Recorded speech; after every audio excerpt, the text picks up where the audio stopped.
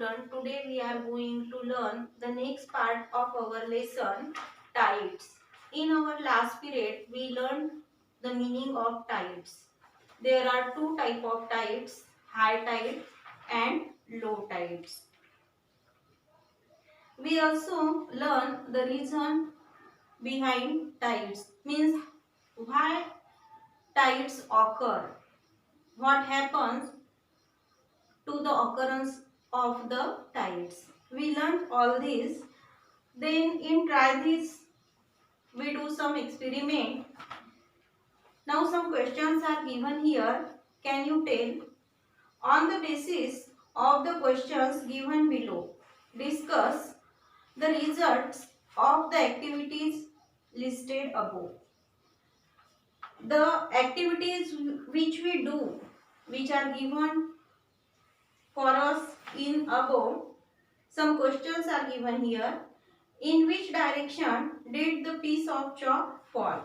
Means when we put a chalk on our notebook or on our book, and when we move it, in which direction it falls?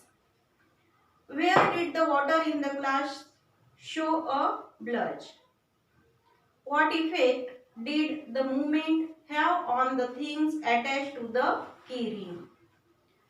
When we put a keyring in our finger and we move it, what movement have the things attached to the keyring? What happened to the water in the container and the mixture? When we put water in the container and when we start the mixture, what happens to it? Which forces could be operating in activities listed above? When all these activities took place, which forces operating these activities? In which activities did you find that the centrifugal or gravitational force was greater? Geographical explanation is given here. In all the above activities, the effect of the centrifugal force is visible. When we do all the above activities, these activities have the effect of a centrifugal force. The centrifugal force acts in the direction opposite to the gravitational force.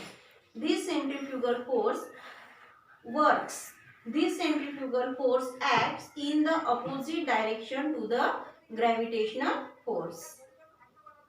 Centrifugal means going away from the center. Centrifugal force means the force which goes away from the center. Centrifugal force means which going away from the center. You must have explained it too. You must have experienced it too. At the local fairs, if you sit in a Ferris wheel, your seat spins and leans outward away from the wheel.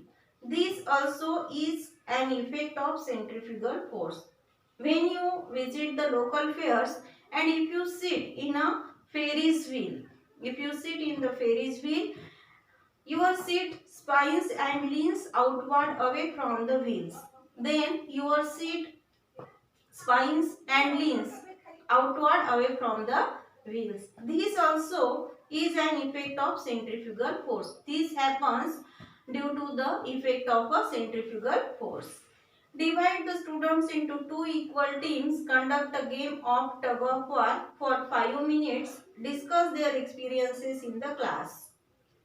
Centrifugal and gravitational force. Next point is centrifugal and gravitational force. Due to its rotation, the earth gets a type of power or force. Due to the rotation of the earth, it gets a power or a type of a force. This force works away from the center, and this force which earth gets, this force works away from the center. It is called centrifugal force, and the force which works away from the center, this force is known as centrifugal force. See figure 3.5. Here Figure 3.5 is given to us. How centrifugal force works. Due to this force, any object on the earth would be thrown into the space. Due to the centrifugal force, any object from the earth would be thrown into the space. Due to the centrifugal force, any object from the earth would be sent to the space. However, the gravitational force is working towards the center of the earth at the same time. Centrifugal works from the center of the earth and gravitational force works towards the center of the earth. Note down the difference between the centrifugal force and the gravitational force. Centrifugal force works from the center of the earth and gravitational force works towards the center of the earth. This force is many times greater than the centrifugal force, but the gravitational force is many times greater. The gravitational force is many times greater than the centrifugal force.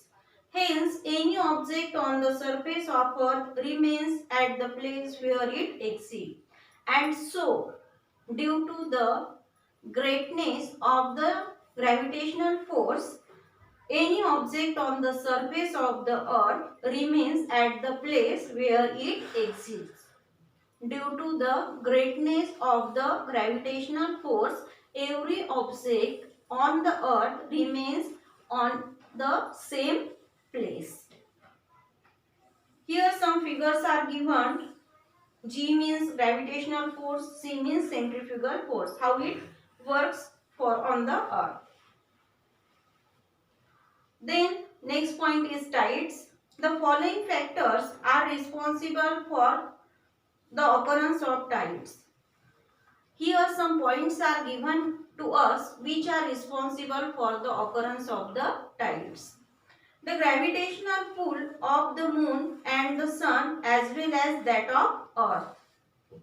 The first point is given, the gravitational pull of the moon and the sun as well as the earth. Means the gravitational pull of the sun, the moon and the earth are responsible for the tides. Revolution of the earth ground the sun and the indirect revolution of the moon around the sun. Revolution of the earth around means the revolution which earth took around the sun. The revolution of the earth around the sun and the indirect revolution of the moon around the sun. And the indirect revolution of the moon around the sun are also the factors due to which tides occur. Centrifugal force generated due to the rotation of the earth and centrifugal force generated due to the rotation of the earth. Then in 3.6, here a figure is given to us how tides occur.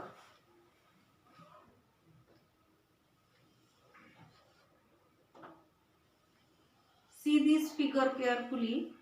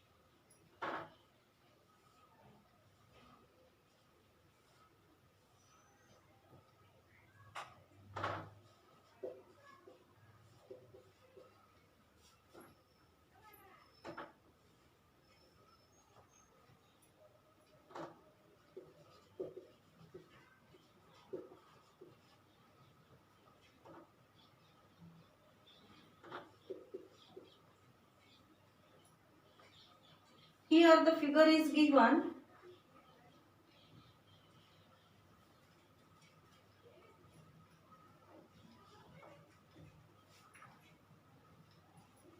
This is North Pole. Here the gravitational force of the moon. Gf means gravitational force, Cf means centrifugal force. Low tide, here it is centrifugal force at high tide. See this figure carefully.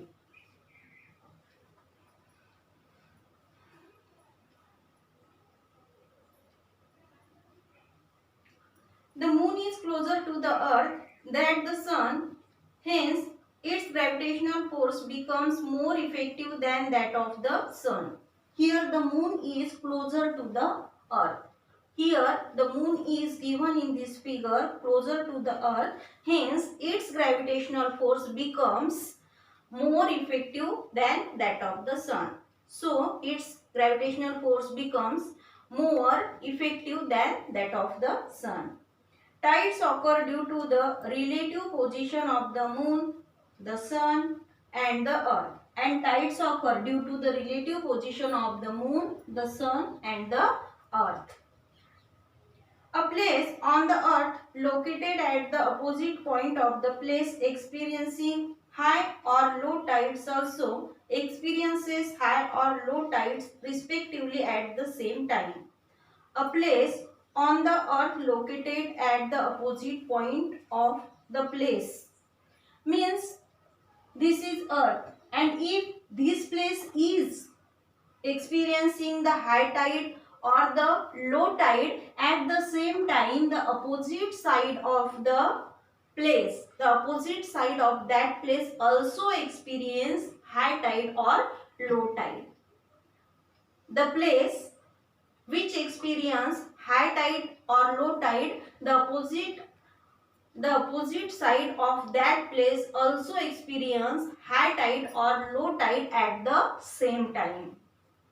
This is a result of the centrifugal force, and this happens due to the result of the centrifugal force. See figure 3.6 and try to understand the locations of high and low tides on the earth. In figure 3.6, the location of high tides and low tides are given to us.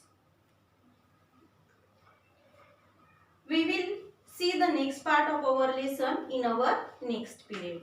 Thank you.